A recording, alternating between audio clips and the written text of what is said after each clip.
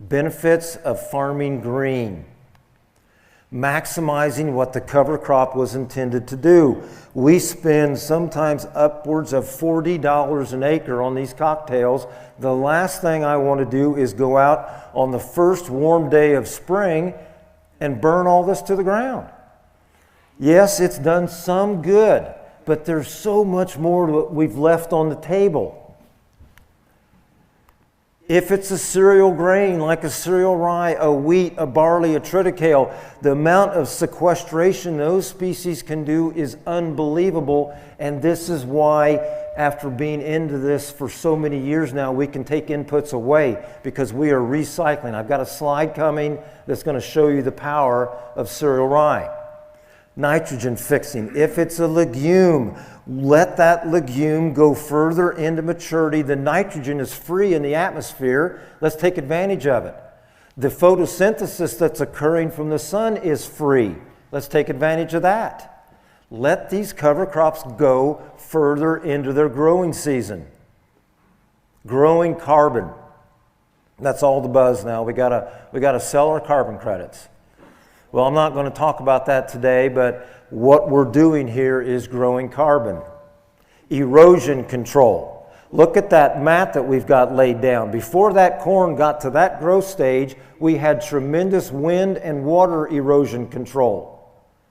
These are very important. The soil is so precious, we've got to keep it in place. Increased pounds of biomass. That is the world that I live in now. I did not realize how important this was until you take tillage away. This is my weed control. Pounds of biomass. I'm living on a rule of 70-30. I want the cover crop to suppress the weeds 70%, and I want the cash crop to do the other 30% with the cash crop canopy. So with that being said, we are on 20-inch row spacing corn and 20-inch row spacing soybeans. I need to get the cash crop to canopy as quickly as possible. Feeding the microbes. Even that dead brown mat is feeding microbes. But think about all the roots that we have in the profile that have all those exudates that are feeding the microbes. It's very important that we keep them happy. I don't know if you know this, but if you were to walk out in a field and take a teaspoon with you and reach down and scoop up a teaspoon of dirt and hold it up, there's more living organisms in that teaspoon of dirt than there are people on the planet. That's 1 teaspoon. So we've got to make sure we feed them. Armoring the soil, so critical. Before that gets to canopy, it's almost at canopy now, but when you get to 90, 95 degrees and the sun is bearing down on that, you've got to protect your soil.